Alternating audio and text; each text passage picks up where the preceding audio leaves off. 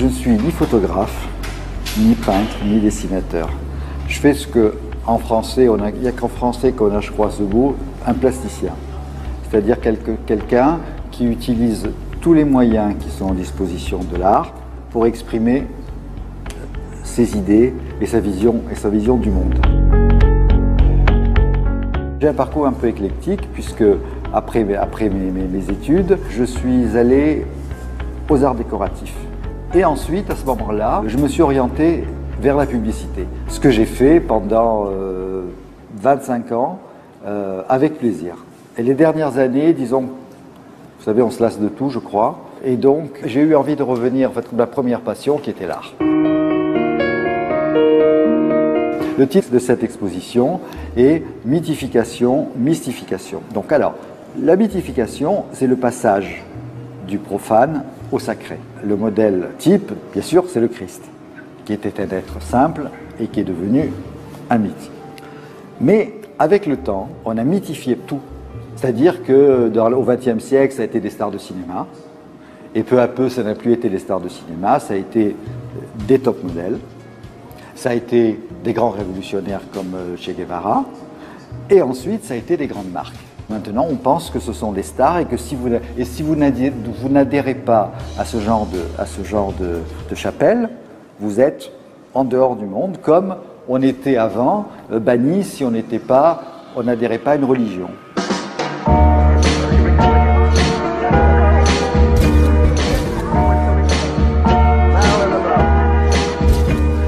Ça, c'est une série que j'ai commencée il y a 5 ans, qui s'appelle « Les icônes sont fatiguées ». Alors dans cette série-là, j'ai pris donc toutes des célébrités à qui j'ai fermé les yeux. Parce que si vous voulez, en voyant tous ces magazines qui reproduisent indéfiniment ces gens, j'ai dit qu'à un moment donné, ils doivent en avoir marre de se voir reproduire. Et donc je leur ai fermé les yeux artificiellement, c'est-à-dire que j'ai fait des photos d'yeux fermés, de différentes personnes, de tous âges, de tous sexes. Et ensuite, j'ai remonté ma photo sur une photo existante. Et ensuite, c'est tiré sur des films transparents. Et ces films transparents, je les ai torturés en les brûlant à la chaleur pour qu'ils aient l'air un peu perturbés et dans des boîtes.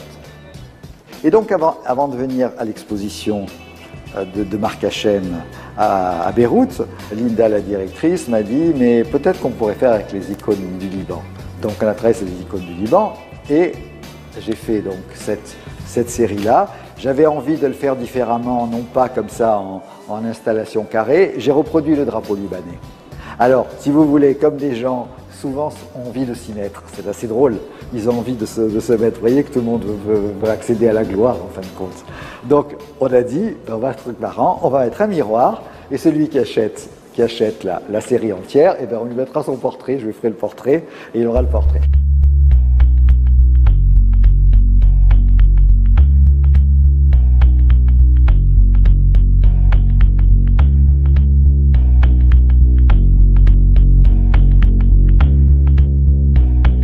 Cette œuvre s'intitule « Parce que nous le valons bien ».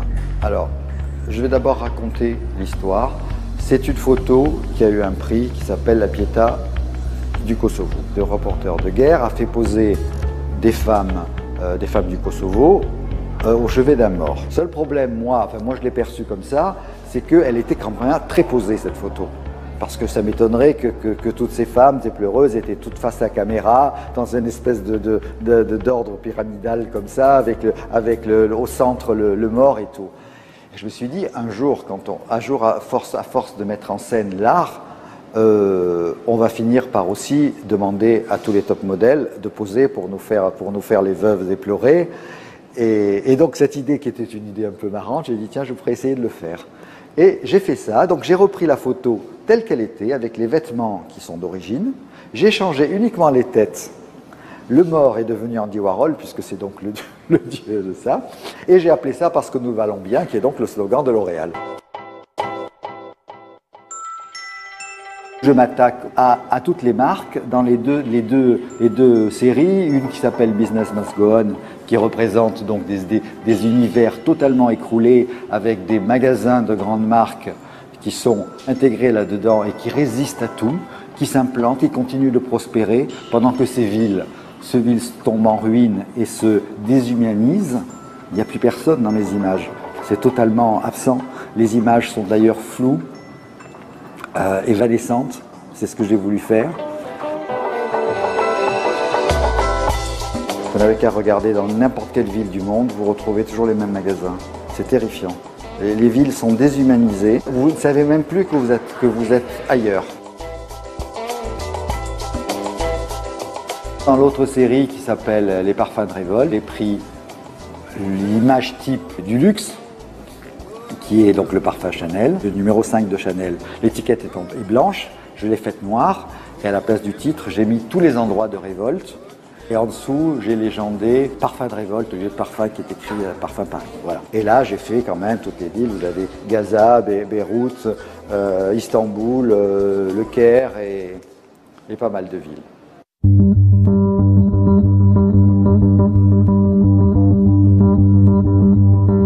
J'ai essayé de regrouper en fin de compte des séries qui étaient faites séparément, mais tout d'un coup, en les remontant ensemble, ça a un autre sens. Et j'ai pu grouper ça sous 4 thèmes qui sont Fame, Résistance, Passion, et ensuite j'ai une partie qui s'appelle War, qui touche à la guerre. Dans mon travail, vous verrez qu'il y a souvent une opposition. Alors j'oppose le sacré et le profane, j'oppose le luxe et la violence, dans l'histoire le passé et le présent. Et je trouve que quand on fait une opposition entre deux extrêmes, l'un renforce l'extrême, et c'est très intéressant. Et ça, je vais vous dire, c'est un jour, j'ai vu un film, et un extrait m'a beaucoup marqué, c'est Good Morning Vietnam. Et dans ce film, il y a un reportage où les habitants courent comme des fous, et il y a des soldats qui mettent en flammes les maisons. Et bon, c'est un reportage qu'on en voit tant et qui fait qu'on finit par être un peu anesthésié, à voir toujours ça, on a l'impression que c'est abstrait.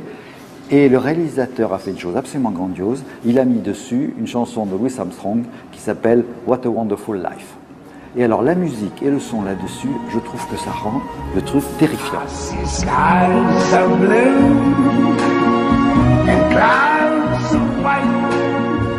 The bright blessed day, the dark sacred night, and I think to myself, what a wonderful world. À partir de là, je me suis dit, voilà une façon de faire exprimer ce qui devient une habitude. En fin de compte, j'ai tout un travail constamment en opposition. L'opposition qui fait naître une troisième explication. Je ne pense pas avoir un art critique, je pense juste essayer de faire un constat. Bon, c'est le monde qui est comme ça, on ne peut pas le changer. Je ne pense pas que je vais changer le monde, mais j'essaye qu'on regarde ça de cette façon-là.